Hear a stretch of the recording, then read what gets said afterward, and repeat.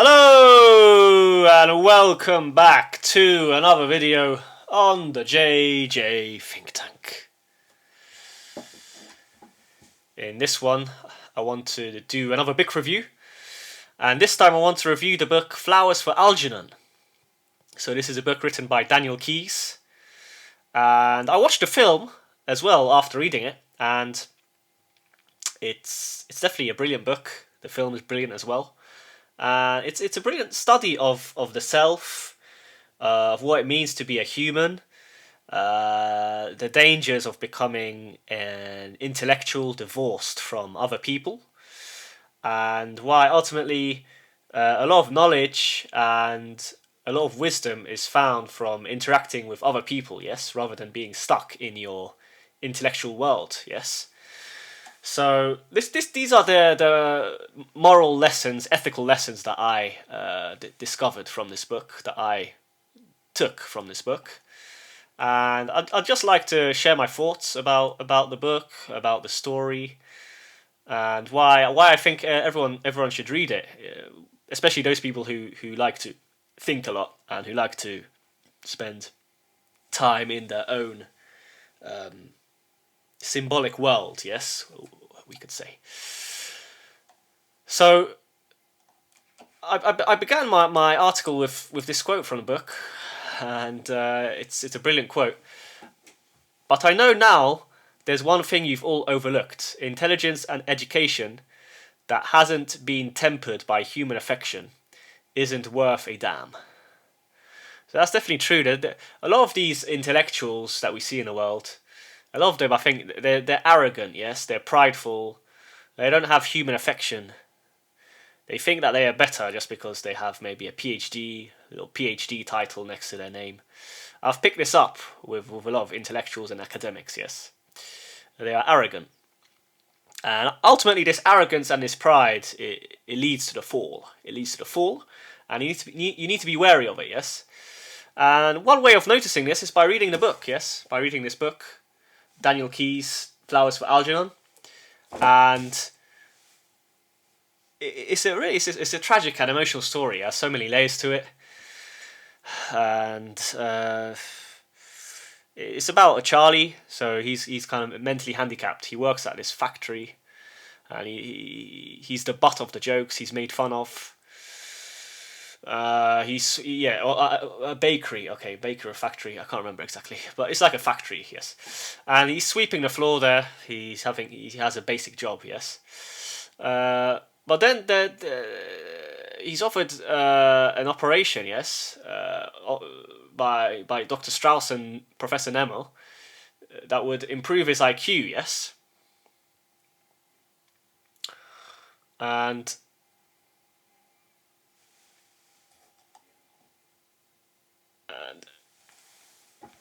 ultimately he decides to take up on the offer. Yes, he decides to go for it. Yes, and boost his IQ.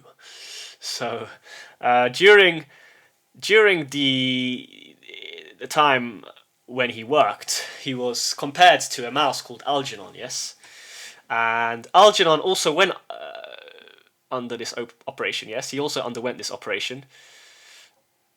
And there's this funny line where Charlie's fascinated and he said, "Oh, he didn't know mice were so smart." Yes, and Charlie, he believes that if he becomes smart like the other people, he will have lots of friends who like him. Yes, and ultimately he was wrong in this, because you need to find a balance. Yes, between human affection and intelligence. Yes. And I guess this idea of mine also stems from Jordan Peterson. So he talks about this, how a lot of intellectuals and thinkers, they become arrogant. Yes, they become perhaps a bit like Satan. They become arrogant and prideful, and eventually they become cut off from their fellow man. Yes, so yes, during the novel, during the story, we notice how Charlie develops. Yes, he the way he writes improves. There's an improvement in spelling, and at the end he speculates and introspects about the self. Yes, we discover that he had a traumatic childhood. Yes, at home, he was mistreated by his mother, by his sister for his mental incapacity, and I guess this process of becoming an intellectual, of becoming intelligent, it leads to him becoming emotionally detached, and eventually he realizes that he is alone. Yes, so he traded this stupidity for intelligence, but at the cost of perhaps not being with people anymore. Because at least perhaps before, when he worked at the factory, he was part of a group of people. Yes, and this leads him to reflect on the fact that maybe the previous state was preferable. Yes, and this is the main, I think, ethical dilemma that the book covers. And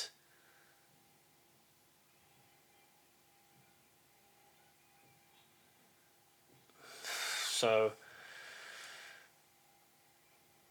during the novel, he has opportunities to fulfill love. Yes, and obviously at the beginning the mouse offers him company, as well as a woman called Faye. But then later on, his real life is for a girl called Alice. Yes, for a woman called Alice, and he struggles to fulfill this love initially because he's too stupid for her. Yes, but afterwards he becomes too intelligent. So. And then there's this paradox, yes, that near the end his intelligence it deteriorates, which allows him to fulfill his love for Alice, yes, for a brief time. And I guess this is a nice ending to the story.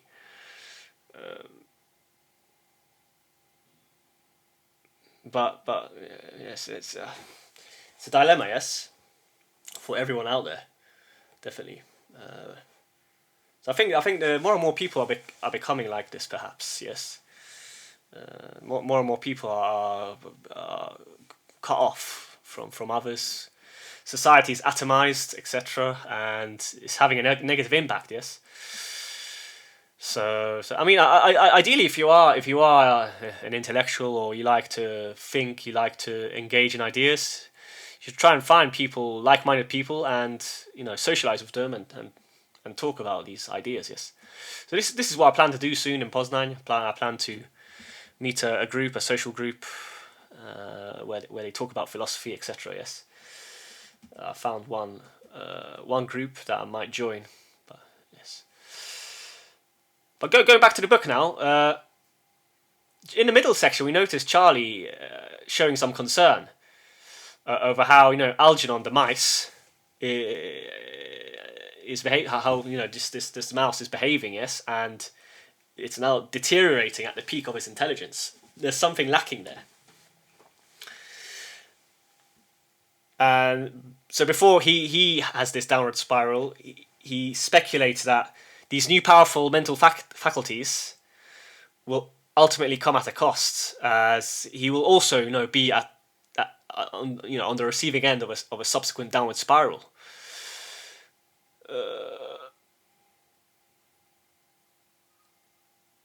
And this is a sad part in the book and the film, where he attends this conference and he finally realizes that he was kind of a subject of a test. Yes, no one ever considered him as an individual, as a human being, only really as a laboratory animal alongside the mouse. Yes, Algernon.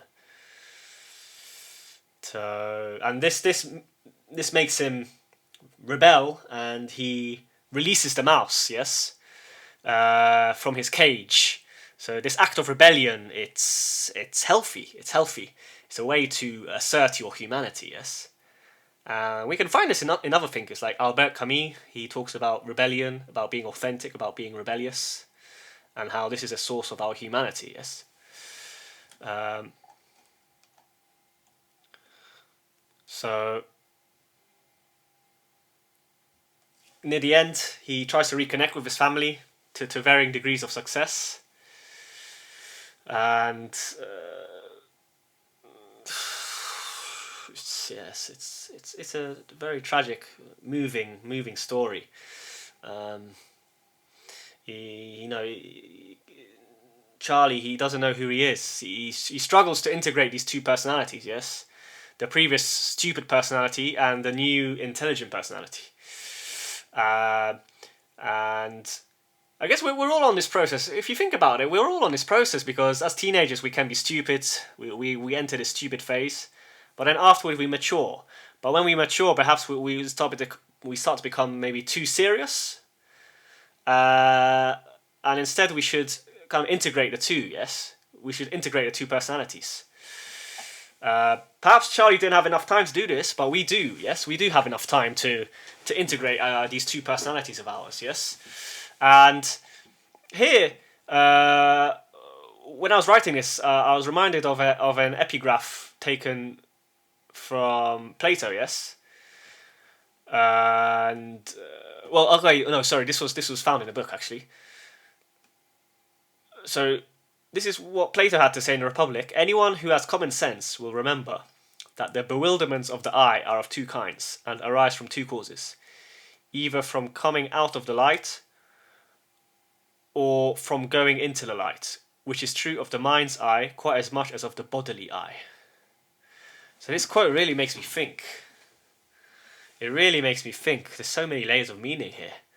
Anyone who has common sense will remember that the bewilderments of the eye are of two kinds and arise from two causes, either from coming out of the light or from going into the light, which is true of the mind's eye quite as much as of the bodily eye. So this part is found in a book, yes, Flowers for Algernon. It's definitely interesting. Now, some of my own thoughts, yes. So this novel, it made me think about people with Down syndrome, yes. So Down syndrome people with Down syndrome, they're usually thought of as stupid, etc. And they can be mistreated by society. But a lot of Down syndrome people with Down syndrome, they're actually very healthy human beings. They're capable of leading fulfilling lives, and some of them even live independently. Yes, and a lot of Down syndrome people, they have good souls, they have good hearts. They are, they're happy, they're sociable, they're loving personalities, and certainly I think they should have a contribution to our society, more of a contribution, as opposed to some of these psychopaths in our governments, banks and corporations around the world. Yes. So this is what I thought, and again, another obvious thought that came into my mind was about science, yes, and ethical dilemmas. How should science be applied? Should discoveries in science be applied or not? Because it's risky. If we apply too much science to the human, it can lead to the creation of monsters. Yes. Humans will start to lose touch with their humanity. So this also came into my mind, and we can think of other scientific applications that caused damage in the past. So many different examples. Yes. And then finally, my own thought was that of the nous and the noetic prayer in Orthodox Christianity. So the human nous in Eastern Orthodox Christianity is the eye or the heart of the heart, or soul, or mind of the heart. And this tempers any kind of excessive reasoning, rationality, or passions that are not aligned with the will of God. And this is a brilliant concept that we can apply to our life. We need to humble ourselves, listen to our heart, rather than to be constantly trapped in the world of the brain, yes, we could say.